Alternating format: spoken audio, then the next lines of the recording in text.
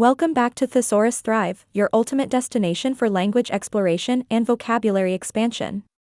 Today, we're diving into the word intertwinement. What does intertwinement mean in English? At its essence, intertwinement refers to the state of being intertwined or twisted together. It suggests a close connection or interweaving of elements.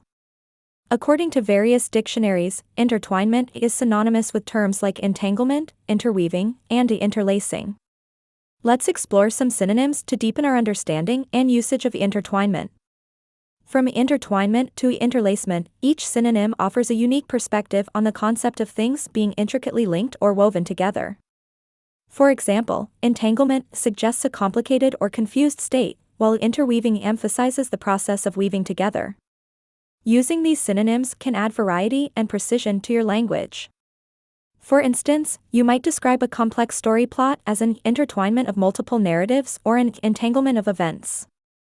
That wraps up our exploration of the intertwinement. Remember, expanding your vocabulary is key to enhancing your communication skills. Stay tuned for more linguistic insights on Thesaurus Thrive.